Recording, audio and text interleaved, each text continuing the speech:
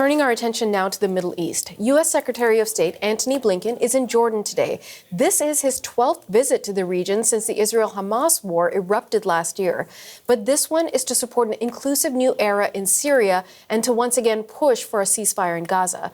CBC's Tom Perry is in Jerusalem with the latest. Well, Antony Blinken is in Jordan. He's meeting with Jordan's King Abdullah. As you pointed out, Syria very high on the agenda. I think we have some tape of the secretary speaking in Jordan today about Syria. Let's listen to what he had to say. Here's Antony Blinken. What we're focused on is not choosing a path for Syria, but making sure the Syrian people have the opportunity to choose their path forward. I think to succeed and to emerge from the past dominated by Assad, any transitional government has to adhere to certain basic principles. It should be inclusive, non-sectarian. It's got to uphold and protect the rights of all Syrians, including minorities, including women.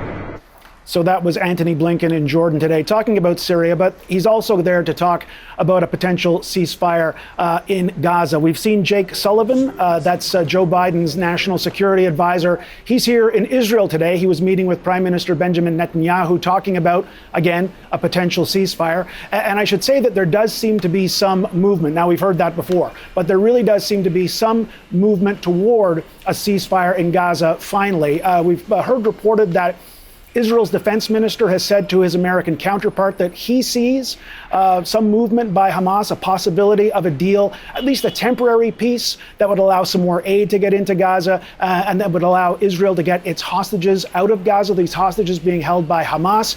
Benjamin Netanyahu has, of course, said that Hamas has never been more isolated now that Israel has decimated Hezbollah in Lebanon, and now that we've seen the collapse of the Assad regime in Syria. And of course, there's the added pressure of incoming President Donald Trump, who has said that if the hostages are not released by January 20th, when he's inaugurated, that there's going to be hell to pay.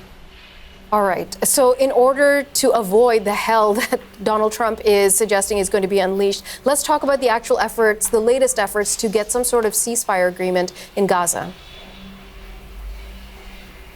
Well, as I said, there are these talks going on, and I should just tell you that the situation in Gaza is dire.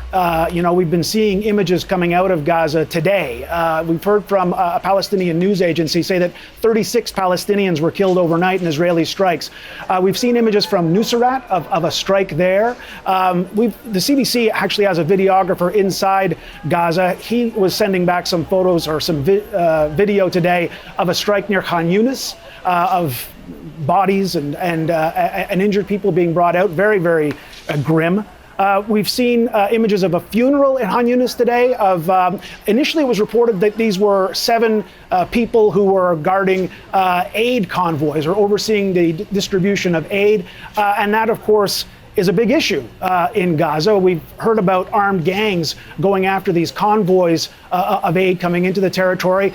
Our videographer in Gaza this week sent out video of a convoy being swarmed by desperate people in Gaza, just taking boxes of aid off the trucks as they were driving by. And afterwards, the images of children in the streets just trying to gather up whatever scraps are left over. Now, the IDF has said that it has in fact launched airstrikes against what it says are Hamas operatives trying to block aid from getting into Gaza or block that aid from being distributed. But I think the bottom line is that the situation in Gaza is still desperate.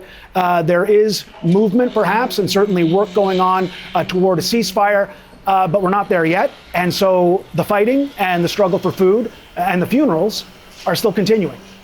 CBC's Tom Perry in Jerusalem.